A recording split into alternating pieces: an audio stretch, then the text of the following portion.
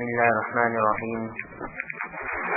غصہ دور کرنے کی تدبیریں کچھ بتلائی جا رہی ہے۔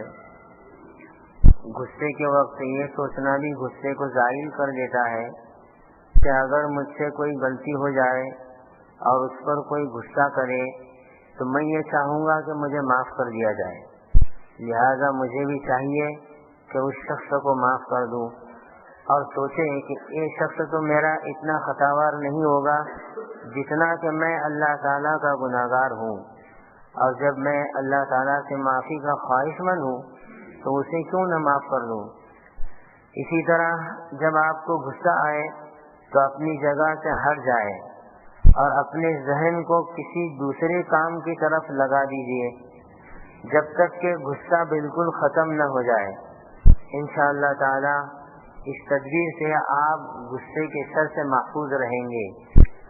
ایک تدبیر یہ ہے کہ اپنے عیوب پر دھیان کیجیے اور سوچیے کہ میں سب سے بدتر اور برا ہوں۔ اس سے کبر کی جڑ کٹے گی اور غصہ زائل ہوگا، کیونکہ غصے کا سبب کبر ہی ہوتا ہے۔ اگر کسی سے عداوت ہو گئی ہو یا بار بار غصے کے جذبات ابھرتے ہو تو آپ اس بات کا اہتمام کر لیں تو بہت فائدہ ہوگا کہ اس کو کچھ نہ کچھ ہدیہ دے دیا کریں، چاہے بہت ہی کم مقدار میں ہی کیوں نہ ہو۔ غصے کے وحشیانہ جذبات پر قابو کرنے کا ایک طریقہ یہ بھی ہے کہ خود کو اللہ تعالیٰ کے سپرد کریں، اللہ تعالیٰ سے دعا کریں کہ جس طرح تو ہمیں اور سارے گناہوں سے بچنے کی توفیق عطا کرتا ہے، اسی طرح ہمیں غصے پر قابو پانے کی توفیق عطا فرما۔ غصے کو قابو میں رکھنے کی ایک تدبیر یہ ہے کہ آپ ان چیزوں کی ایک فہرست بنا لیں جن کو دیکھ کر یا سن کر آپ کو غصہ آ جاتا ہے یا آپ چڑ جاتے ہیں۔ کوئی چیز آپ کے لیے خواہ کتنی ہی گھٹیا اور باعث شرم کیوں نہ ہو، اسے فہرست میں ضرور شامل کر لیں۔ اس فہرست بنانے کا فائدہ یہ ہوگا کہ آپ اپنے دشمن کی گھات سے باخبر ہو جائیں گے اور غصے سے بچنے کی کوشش کریں گے۔ جب غصہ آ جائے تو یہ سوچیے کہ شیطان اپنی ٹولی کے ساتھ ہم پر حملہ کرنا چاہتا ہے، اس لیے جس پر غصہ آیا ہے اس پر غصہ کرنے کے بجائے اللہ تعالیٰ کو پکاریے کہ اے اللہ، شیطان مجھ پر حملہ آور ہو چکا ہے، آپ مجھے اس کے شر سے بچائیے، اور اسی کو 2-3 دفعہ مانگ لیجئے۔ انشاءاللہ غصہ اور شیطان کے شر سے آپ کی حفاظت ہوگی۔ ان تدابیر میں سے جو تدبیر آپ کے لیے سہل اور آسان ہو اس کو اختیار کرنا شروع کیجئے۔ انشاءاللہ تعالی بہت جلد اس مہلک مرض سے آپ کو نجات مل جائے گی۔ تربیت اور اصلاح کے لیے غصہ کیسے کریں، ایک عنوان ہے۔ بعض مرتبہ تربیت اور اصلاح کی غرض سے ماتحتوں، شاگردوں اور مریدین پر غصہ کرنے کی ضرورت بھی پیش آتی ہے۔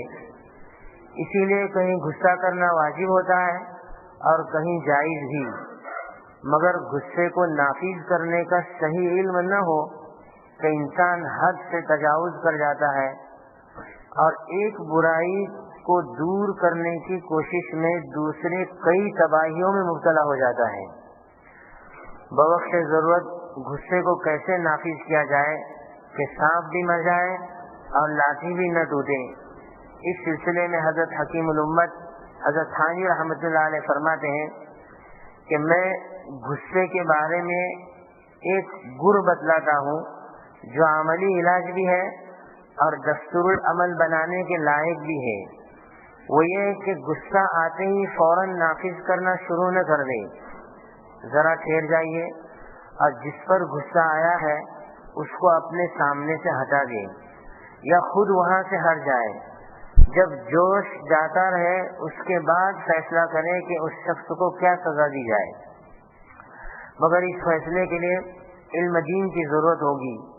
وہ بتلائے گا کہ یہ موقع غصہ کرنے کا ہے یا نہیں، پھر موقع ہونے پر سزا کتنی ہونی چاہیے، اس کے بعد جو کچھ فیصلہ ہوگا وہ بجا ہوگا، اور ان سب باتوں کا فیصلہ سکون کی حالت میں کرے۔ غصے میں نہ کرے، کیونکہ حدیث میں ہے لا یقضی القاضی وهو غضبان، بلکہ خوب سوچے اور معاملے پر نظر ثانی بھی کرے۔ یہاں بھی علم دین کی ضرورت ہوگی۔ جب غصہ آئے تو یہ بھی سوچے کہ آیا یہاں سزا دینا واجب ہے یا جائز، اگر واجب ہو تو اس آیت پر عمل کرے، وَلَا تَأْخُذُكُمْ بِهِمَا رَأْفَةٌ فِي دِينِ اللَّهِ، کہ اس پر شفقت غالب نہ آنی چاہیے۔ بس اگر شرعاً سزا واجب ہو تو سزا دینا واجب ہے۔ شیخ شیرازی رحمۃ اللہ علیہ فرماتے ہیں کہ حکم شریعت کے خلاف، شریعت کے حکم کے خلاف پانی پینا بھی جائز نہیں، اور اگر شریعت اجازت دے دے تو قتل کر دینا بھی درست ہے۔ اور یہ اس صورت میں ہے جب سزا دینا اپنا حق نہ ہو بلکہ اللہ کا حق ہو۔ اگر اپنا حق ہو کہ کسی نے ہمارا نقصان کیا تھا یا ہماری نافرمانی کی تھی، تو اس وقت کامل درجہ اتباع خدا کا یہ ہے فمن عفا واصلح فاجرہ علی اللہ، یعنی اپنا حق معاف کر دے، وہ یہ بھی جائز ہے کہ بدلہ لے لے، لیکن اگر معاف کر دے تو اس کا اجر اللہ تعالیٰ پر ہے۔ اور معاف کرنا چونکہ نفس پر شاق ہے، اس کے لیے بعض مراقبات کی بھی ضرورت ہے۔ مثلا یہ سوچے کہ اے نفس کیا تو مجرم نہیں ہے، پھر یہ کہیے کہ جتنی تجھ کو اس پر قدرت ہے خدا تعالیٰ کو تجھ پر اس سے زیادہ قدرت ہے۔ پھر یہ سوچیے کہ تو اپنے جرم کے لیے کیا چاہتا ہے، معافی چاہتا ہے یا سزا؟ یقیناً معافی چاہتا ہے، تو جیسے تو اپنے لیے معافی چاہتا ہے اسی طرح تجھ کو دوسروں کے لیے بھی معافی کو پسند کرنا چاہیے۔ اور یہ بھی سوچیے کہ اگر تو خطا کو معاف کر دے گا تو حق تعالیٰ تیری خطا معاف کر دیں گے۔ غصہ دور کرنے کی دعائیں اور اذکار۔ حضرت عائشہ رضی اللہ تعالیٰ عنہ کو جب غصہ آتا تو رسول اللہ صلی اللہ علیہ وسلم ان کی ناک کو ہلاتے اور فرماتے اے عائش یہ دعا پڑھو، اللہم رب محمد اغفر لی ذنبی واذہب غیظ قلبی واجرنی من مضلات الفتن۔ ترجمہ، اے اللہ محمد صلی اللہ علیہ وسلم کے رب، میرے گناہ کو معاف کر دے، میرے دل کے غصے کو دور کر دے، اور گمراہ کرنے والے فتنوں سے میری حفاظت فرمائیے۔ حضرت سلیمان بن سرد رضی اللہ تعالیٰ عنہ بیان کرتے ہیں کہ دو آدمی نبی کریم صلی اللہ علیہ وسلم کے پاس گالی گلوچ کر رہے تھے، ان میں کا ایک غصے میں آ گیا، اس کا چہرہ سرخ ہو گیا اور اس کی رگیں پھول گئی۔